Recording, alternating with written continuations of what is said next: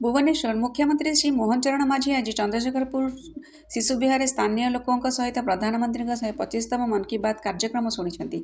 सूचनायोग्य पूर्वर मुख्यमंत्री यह अंचल दीर्घ 8 वर्ष धरी रही स्थानीय लोक और पिलाने मुख्यमंत्री अति पाखर पाई खूब खुशी और उत्साहित हो मुख्यमंत्री को स्वागत करते।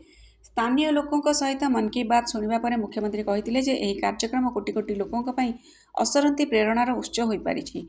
प्रधानमंत्री नरेंद्र मोदी जी का मन की बात रे प्रत्येक थर परी से विभिन्न क्षेत्र में साधारण लोकों सफलता को प्रशंसा कर लोकलोचन को आनी। आज प्रधानमंत्री ओडिया झील रश्मिता साहू सहित कथा होई तांकर उच्च प्रशंसा करथिले। रश्मिता निकटरे अनुष्ठित खेलो इंडिया कानोइंग जलक्रिया प्रतियोगिता रे अंशग्रहण कर 2टी स्वर्ण पदक पाई।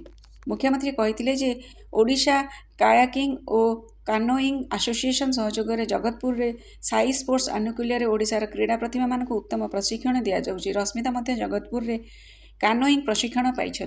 सूचनायोग्य मुख्यमंत्री श्री मोहन चरण माझी अनेक दिन धरी ओडिशार कायाकिंग और कानोइंग एसोसिएशन सभापति थे। वर्तमान से यही संस्थार चीफ पार्टनर अच्छा। यह अवसर में मुख्यमंत्री स्थानीय लोकों संबर्धित करते। 2 जन वरिष्ठ नागरिक तथा समाजसेवी राजेंद्र बारिक और बीबी मिश्र एवं शिशु विहार जोग केन्द्र प्रमुख विश्वनाथ नायक भारती प्रधान और एलडी साहू संबर्धित होते। यह सहित मंदिर कमिटी महिला संघ एवं वार्ड नंबर 6 अन्य समाजसेवी सदस्य मुख्यमंत्री संबर्धित करते। समृद्ध ओडिशार